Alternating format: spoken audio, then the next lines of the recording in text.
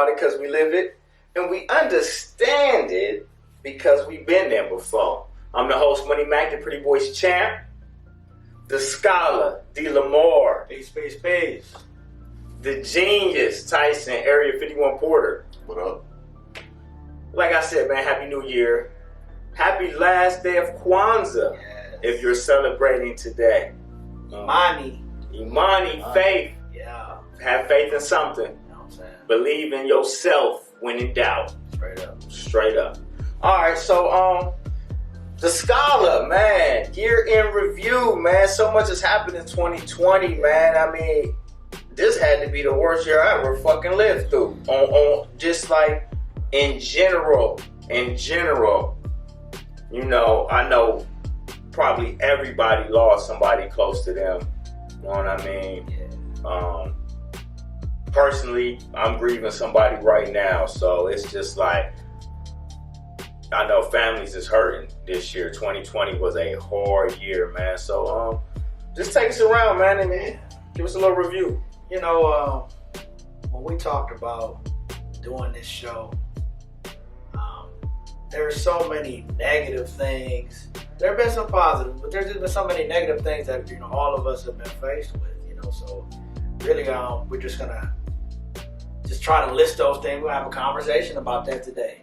You know, like you just spoke of, just this pandemic.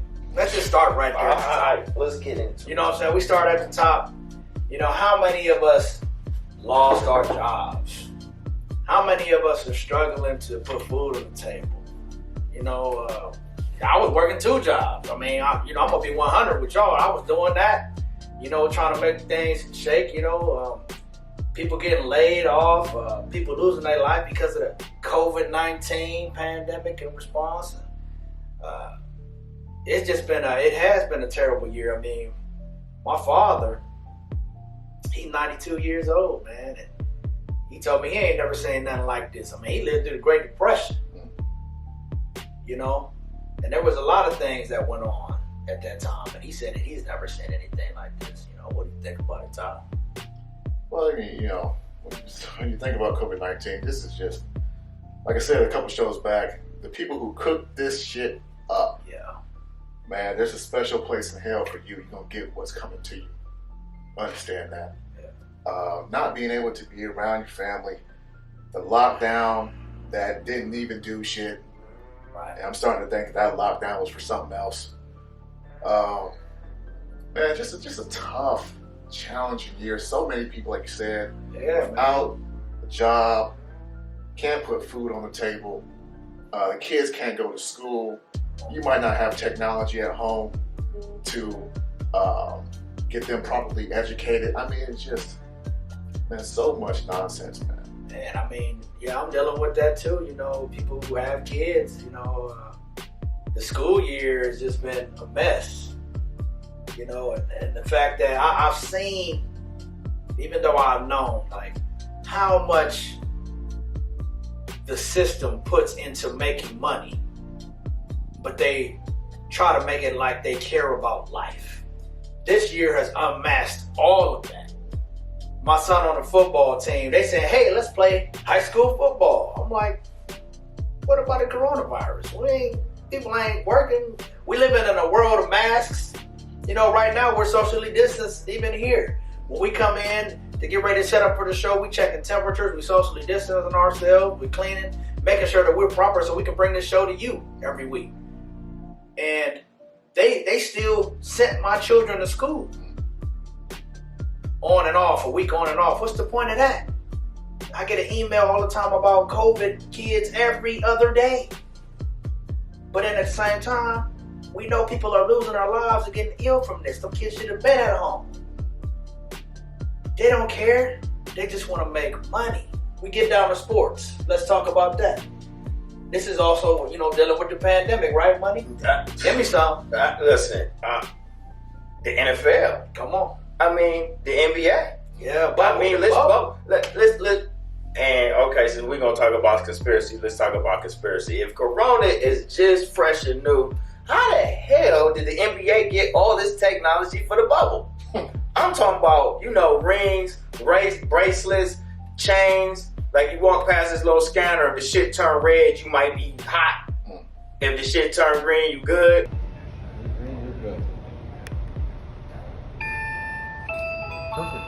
Like that type of shit. Y'all didn't know they had that for the bubble? Yeah, that everybody's rocking that shit. In and out the bubble. Like, it's always to make money. Like, in the face of millions of people around the world dying, we still trying to make money.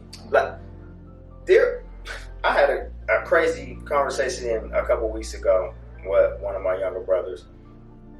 And it was simply, he made this amazing point to me. He was like, you know, people used to create shit to help people and help others. Now we just make shit to make money. You're not making any. You say, oh yeah, this will help you. It's just out there so somebody can make a couple dollars. Yeah, shit, man. You know, the NFL don't care. They'll move a game around, move a cap bye week, play a game on a Wednesday. College football don't care. They don't care at all. Listen, sit half your roster, move this game, move that game like that. I'm watching this shit like this is fucking crazy. They still playing bowl games. It's still bowl mania and shit, man. Are you kidding me right now? And you know what else though? It's like, even though we know how serious things are, how far into this mechanism are we that we still entertain it? Those are the things that I struggle with, because I try to pull myself away from things on my consciousness, and I find myself falling right back into it. I told myself, I was like, man, I ain't even about to watch no football or this or that. Man, it's so but I'm like, because I'm still in that system. Because you've been conditioned, my nigga. But we gotta recondition ourselves. That's why we have this show. That's why we have these conversations as black men. All right, so let's talk about it. Yeah. Week 12, Denver doesn't have a quarterback. The whole quarterback roster got COVID-19, right? They got a goddamn receiver playing off the practice squad playing quarterback. You know how many completions he had in that game, week 12? One completed pass. Fast forward, week 13, I'm watching Monday Night Football, Bills, 49ers, right? They say they do a special segment every week on somebody. Guess who it is this week? Colin Kaepernick. And they're talking about how what he's done for the people and how he's for social justice. Wait, let me finish.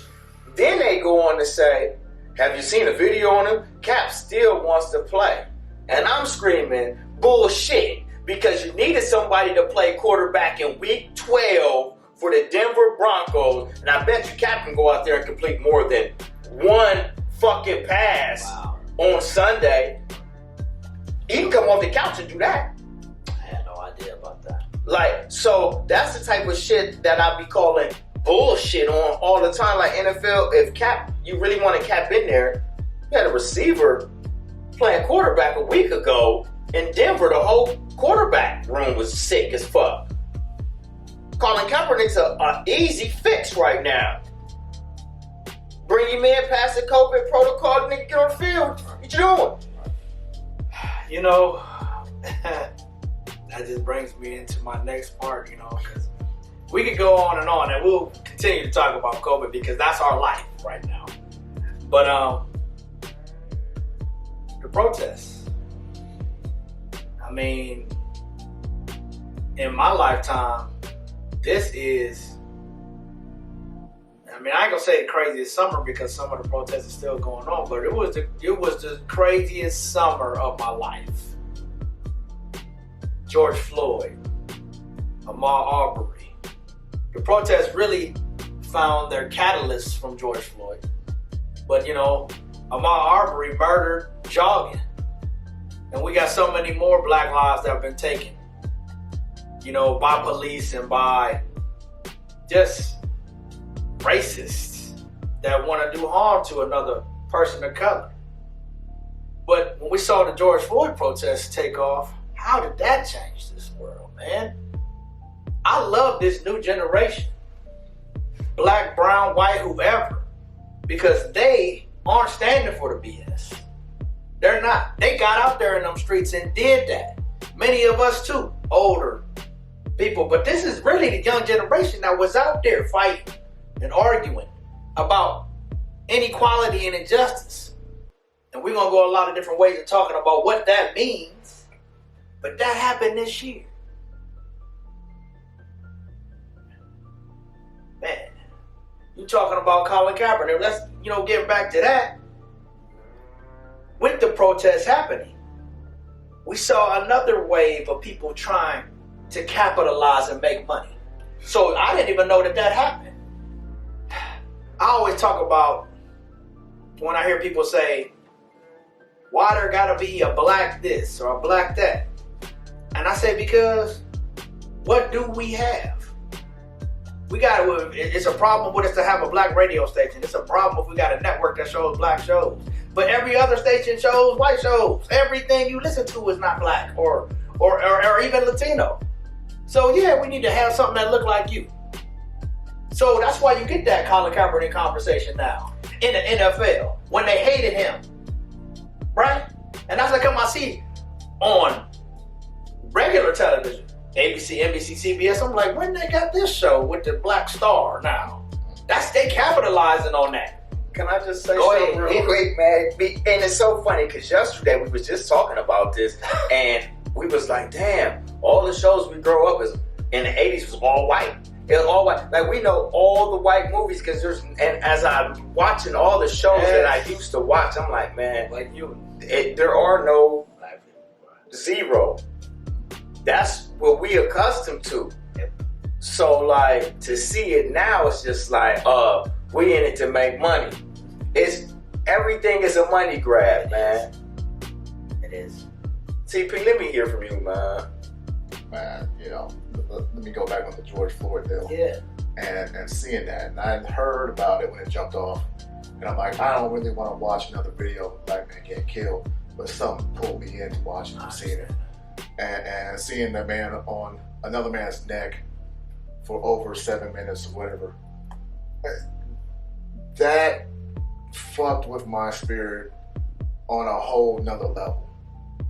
Like, you don't even, what type of devil are you to be on a man's neck while the man is screaming out for his mom, his deceased mom at the time? What?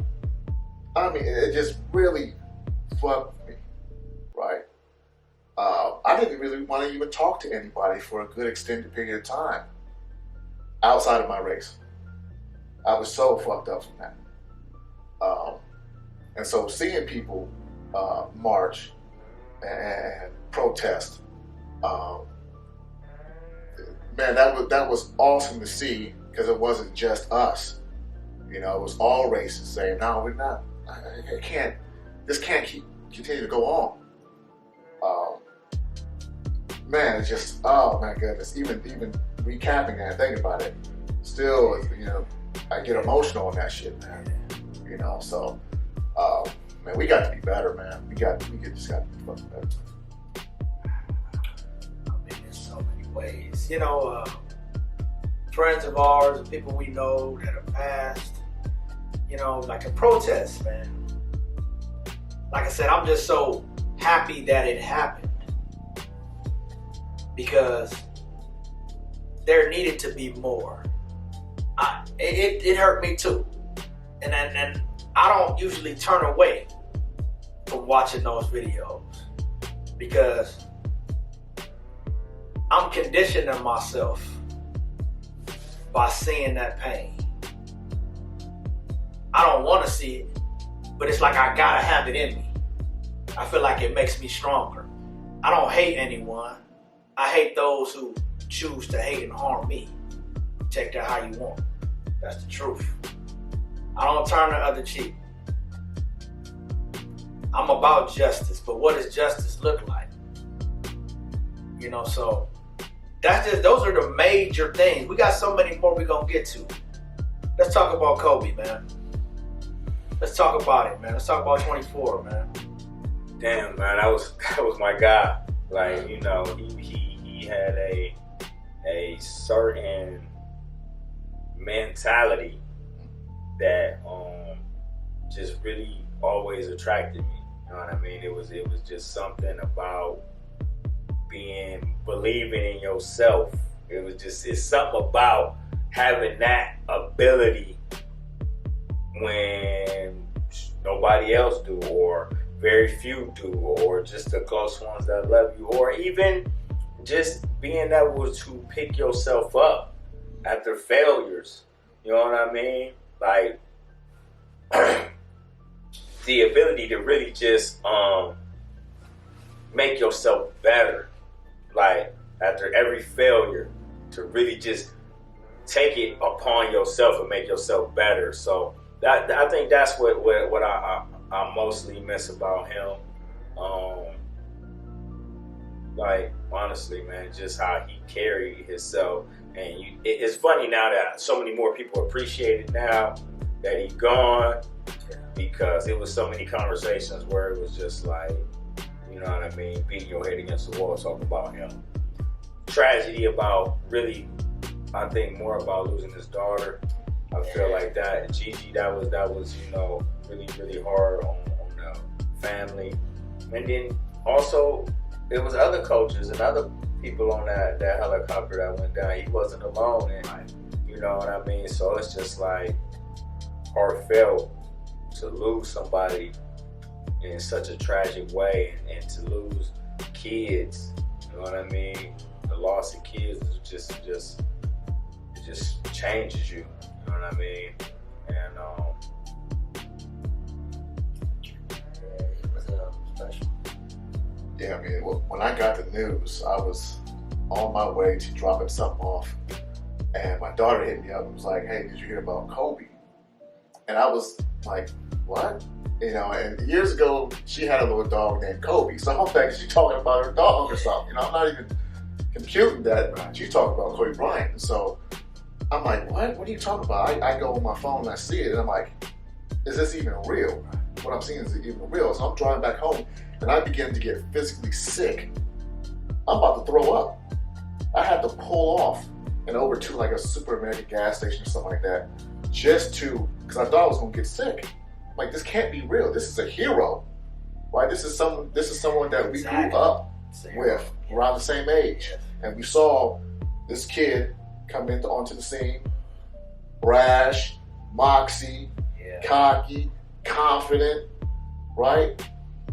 And we saw him mature from an 18-year-old kid to a grown man, getting married. He had a situation, but he got married, had his family, beautiful family. And I feel like we were robbed, in a selfish way I'm saying, we were robbed of seeing what more he could have done with his Mama brand, all the different things that he had going on. I think he had won the Oscar. Your Mama Inc. He was doing books and short stories. Yeah. Right. I mean, just like, man, there was so much more to him. But Gigi, man. So, you know, like I said, I have a daughter. Man, that's another situation that just ate me up. If I were to ever perish, in a selfish way, I wouldn't want my daughter right there with me. You know what I'm saying? Man, that hurt something vicious, man, because I couldn't imagine you're in a situation like that, and it's out of your control. There's nothing you can do. You're helpless. Now you have your seed, right? And you have to be still strong. You still have to have that Mamba mentality, even you know what's about to happen. I couldn't imagine what that felt like, what that was like, and to the rest of the people that were on that helicopter too. I can't imagine. You know, but I miss Kobe tremendously, man. And again, I just think that we were robbed of some real greatness outside of basketball. Yeah, that's kind of where I'm at. You know,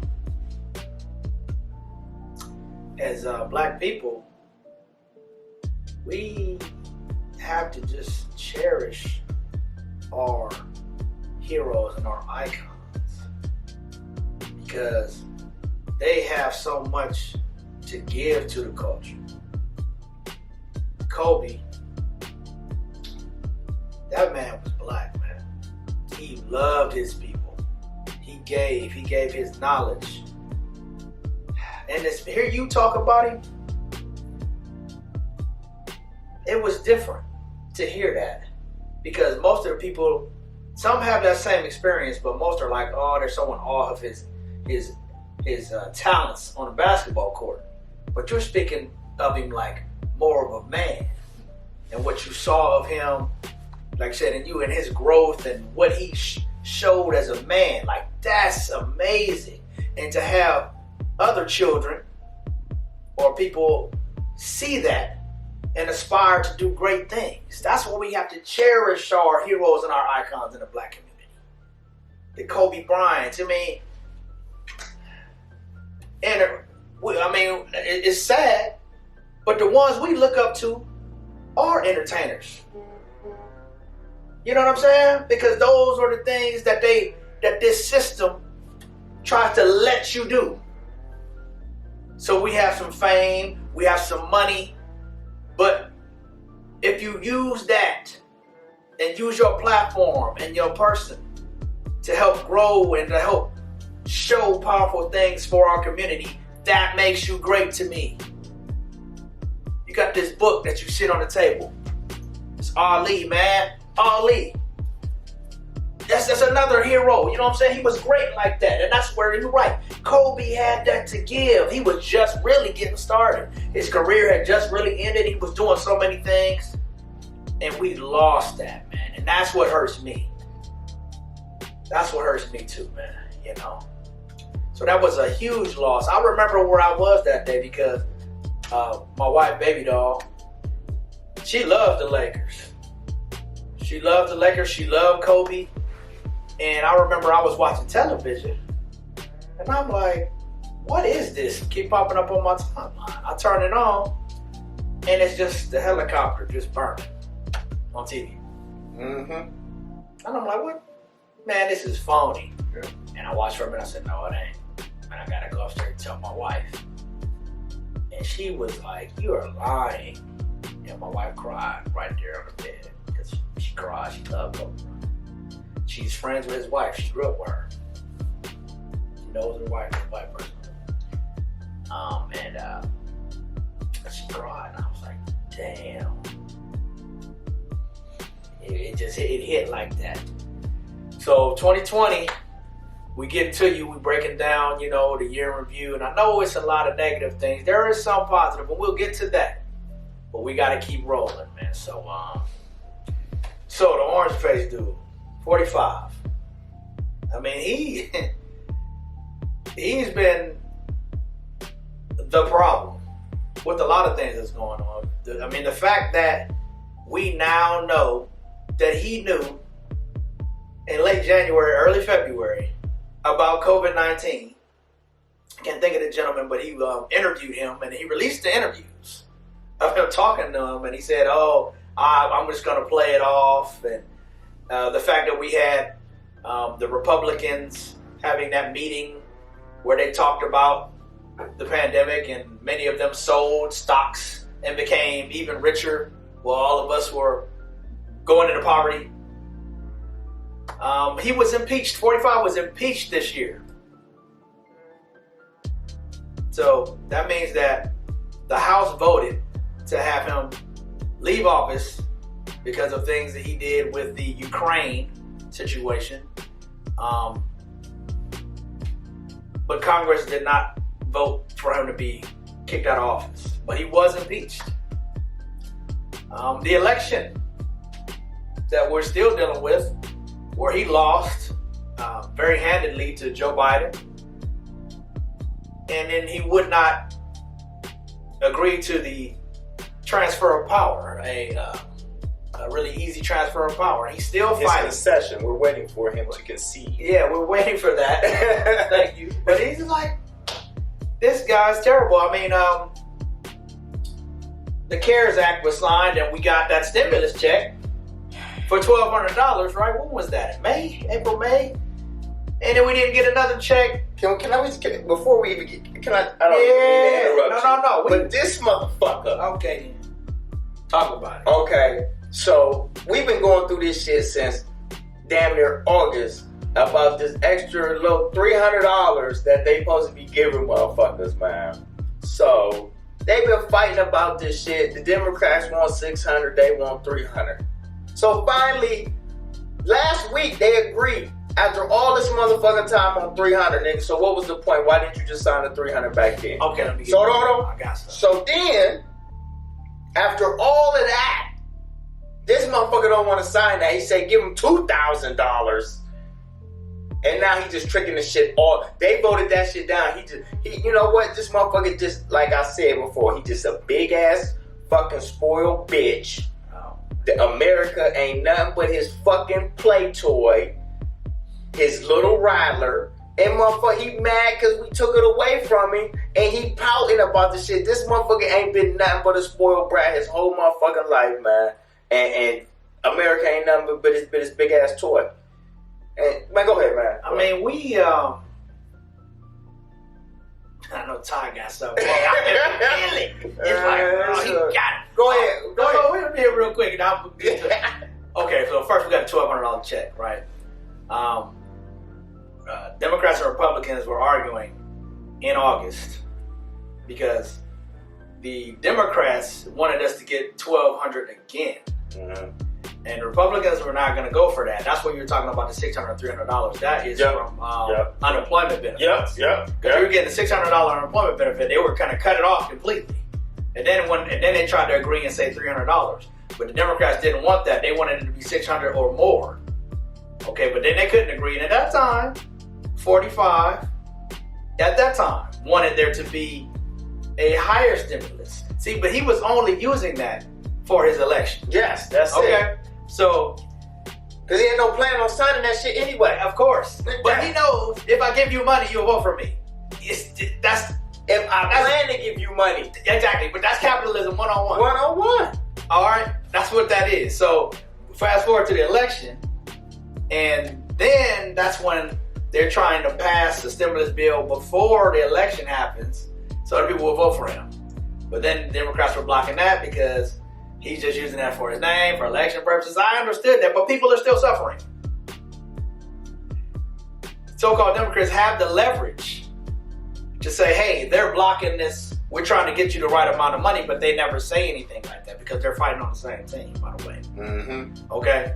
So now, fast forward now, they've agreed to the $900 billion when it was supposed to be $2 trillion. And we're only going to get $600 in stimulus payments. Okay, instead of $1,200. When the pandemic is far worse. And then 45 vetoes that because he knows he's out of office. Right. And if I get them more money, then they'll vote for me when I'm ready. Or it'll just be more people backing me from my little army or whatever the hell I got going on. Give me something, Tyson. I mean, you guys pretty much cleared it out.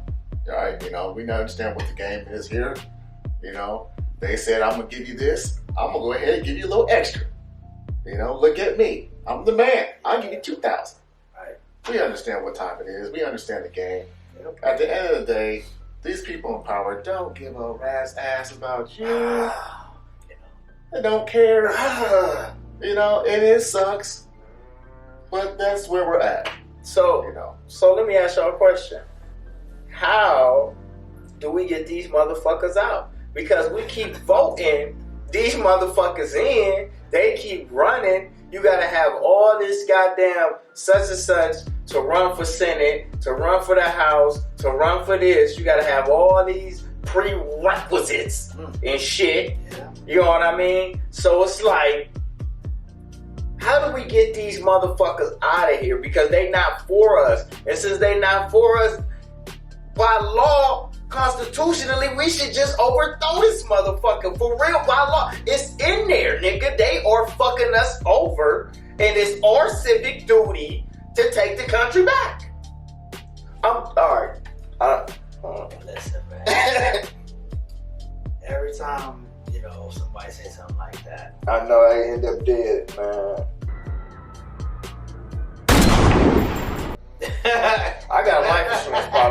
cool. I'm good. Oh, okay. But if it whack me down, I'm gonna pay my wife. Real quick, what you said, that the revolution requires your participation. Shit gonna have to get a little ugly. You have to roll your sleeves up. But that's how that's the only way this shit changes. But the only people that's preparing for the revolution aren't the people on the side of right. No. The good old boys, the proud boys, the watchdogs, and all this shit. They're the ones that are looking to overthrow something. You know what I mean? To make it in their favor. So just take care of your family. Take care of your family. Africa sounds like a good place right now for me. Man, there's a couple spots in Africa where they say, come on back home. We'll take care of you. Ghana for sure. Got it. No doubt. So, please leave comments. Help drive the show. You know, we ain't trying to bring nobody down with our conversation. We're trying to lift everybody up in their consciousness and start worthwhile conversations. If you don't agree with something we said, that's fine too. Please leave a comment on that. We'd love to address some things during the show if they're worthwhile and have a conversation with you as well. I got something. What we got? And it's 2020 related. Let's. I want to dive into a little bit of a comment that was left and we haven't really addressed it. Okay. So let's talk about some dysfunctional family shit because we have done the holidays and some of us haven't seen some of these people all year and we had to see them recently and we wonder why. We was glad for COVID-19 and we didn't have to see these motherfuckers. Like, you know, so I hate an ungrateful sibling, cousin, nephew, anybody ungrateful around me, family member. It's like, especially a sibling, it's like, damn, man, I gotta deal with you on a regular basis. Every time I come around, I gotta be bothered with you. You know what I'm saying? And it's just like, you evil, and you nasty, and you mean. You know what I'm saying? Like, you are literally the dark cloud. You fucking roll in, kill all the goddamn roses. Dead. Immediately. Dead roses everywhere. They could be rays of sunshine. You roll through shit. Okay. So, my thing is, how do you deal with somebody like that without becoming violent? Because it's so easy, especially as a sibling of y'all close in age, y'all grew up fighting and shit, to just handle things like little kids. Especially when that motherfucker only acts like a little kid. Yeah, I know. This is hard. I got some. Go, give it to me. Well, we're adults. So I mean, let me get there. So it comes to a point in adulthood, in my summation, that if you are still choosing to bring negative energy to that extent around me, I don't have to deal with you. I don't even really care if you're my sibling at that point. If I know that being around you means negative energy, that means you're gonna always try to start something or something like that, then yeah, I will distance myself even from a family member. I'll love you, but I have to love you from afar because you're not bringing anything to me. And I know, all right, if I'm inviting you to have you to my home, you know, to around the holidays or whatever, then you need to know that you can't bring that around here, because for me, I'm gonna tell you, I'm like, bro, what is this? What is this? We 30-something, 40-something years old, and this is what you bring, man. I'm not gonna invite you next year. Okay, and I hear what you're saying, but say you at mom's house. Okay. Everybody at mom's house, we all kicking it at mom's house. All the siblings come through. Now you're in a situation that you can't avoid. You can't avoid the situation. Okay. The situation is unavoidable. You are left dealing with this person And I hear what you're saying, but you can be like, fam, what is this? And this person is not going to give you any rational thoughts. They are not going to give you any rational explanation for their behavior, except they hate you. So I'm gonna tell mom, I'm like, Mom, look, I love you. You know, we're here for you. I love my brother or my sister, but I don't understand what's going on with them. I will come, show my respects, love with my mom, and then I got to go. You know what I'm saying? Because it would turn into something where they understand that this sibling is a problem. They would know it's not me. And I'm gonna make it known it's not me. I'm trying to understand you. You're however old you are, and then you're harboring these things, but you don't want to air them. You just want to come and bring this energy around everybody else. If you want to talk, let's go outside. You don't want to talk? Okay. I'm gonna do what I gotta do and then I'm gonna go. Because I'm not gonna let you affect the good vibes that I'm trying to bring in here. Now, if you're trying to be all big and brash and you want to get all up in my face or whatever like that, I'm going to de-escalate that as well and go on by my way. Because I ain't about that. You are. I'm too damn grown and you being a fucking fool. I mean, I'm all about my communication skills, especially when it comes to situations that aren't amicable between the both of us. You the one that has the issue. Yeah, and I'm not gonna waste my energy dealing with negative energy, right? Especially now at this advanced age of 40. I'm not doing it. You're pretty old. What the hell, man? I feel it too. But I'm older than you. Hey, man, so long as you're 6 feet above and not 6 feet below, you're in good. Straight up. But yeah, man, I'm not entertaining no negative energy, man. You come up with that bull, yeah. Then I holler, man. I'm out. You know, I have some family members that come with that type of energy. I'm not dealing with that shit. I'm not dealing with that. You no longer exist in my space, right? That's it. That's how I operate. And that is the operation mechanism I employed. I just started walking through that motherfucker like a ghost. Ignore it. You right there talking, and you could be saying something, and I just talk over your ass like you ain't even there. You don't even exist anymore. Your whole presence is ghost. That's it. I'm not going to deal with that. I'm not. That is a very, very rational way to deal with it. Like it's that type of negative energy will just eat at you. They just eat at you. Because it'll cause you to now that energy is like in you. Yeah. That's what they want. Yeah. They come in here with that rah and it's like, I'm good. But then it's like, after a while, like, then you got these negative, violent thoughts going through your head. Now you got the bad juju flowing all through you and shit. I don't want that. No need for that. I want that. Good, man. I just wanted to address that. We had that. But that comes with maturity, though. Yes. The younger me, nugget you buck.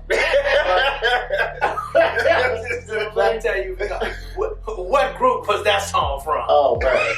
Put it in the comments if you know. But yeah, the more mature me, I'm just not going to even entertain it. I'm going to move by it, and we're going to just keep this part going. Some people don't. I want to be mature like that, man. You can, man. You got it, bro. But then I'd be like, damn, I work out, and for what? I should just slam this motherfucker on his head.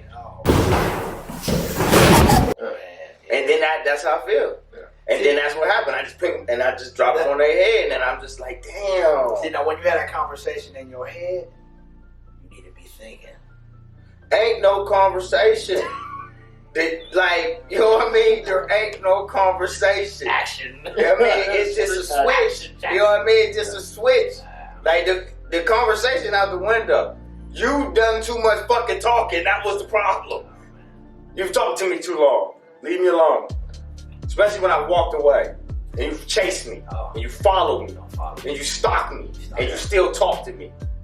And now your nose is broke. See now, yeah. Now, if you keep bringing that energy, now, I mean, y'all cats not fully understanding this negativity. It's all real negative. This cloud. For there to be a broken nose. Hey, yeah, I don't want no part of that, man. Yeah, man. All right, man, let's move on, man. I'm done talking about rat face. I'm done. Okay, dude. Yeah, man. Even though we've hit you with a lot of negative things that have happened this year, I want people to be focused on 2021, knowing that we take those horrible things that happened to us and we use them as strength, to push ourselves on. And like I said, this show ain't just for black people. It don't matter who you are. Make yourself stronger. Get that job. Keep pushing. Start yourself a business. Find some way of monetizing something to help you. You did your protest this year. Let's keep that going. You know what I'm saying? Just do something for the positive advancement of yourself and others. Can I just double down on that? I know 2020 was very difficult, very tough, but out of that, man, I saw a lot of people saying, you know what, fuck this. I'm going to start that business. I'm going to start that podcast. Yeah. I'm going for it. So out of some of that rottenness came a rose. Oh, no. Right? And I love to see that, man. And keep pushing forward in 2021, to start that business. Whatever it is that you want to do, go ahead and do that shit. Don't wait. There is no tomorrow. All you have is right now, this very second. So go get that shit. Man, that was actually really, really perfect, gentlemen. I mean, I was going to say final thoughts, but I think y'all nailed it and hit it right on the head. 2021, Conscious by Nature. Here we are. Pretty Boy Champ, the scholar, the genius. Man, we've got a lot of things planned for you this year. A lot of guests. A lot of things to help move the culture forward in a positive way. Get your credit right. Hey. Start that business. Maybe help you get that loan. Get us I got a little loan officer. Maybe I can get her in here and talk to you about how you can really get that thing together for yourself. So, thank you for tuning in. Thank you for showing up in 2020, man. We got a lot of things planned in 2021, man. God bless. Happy New Year from the crew. Let's go. Stay conscious. We out.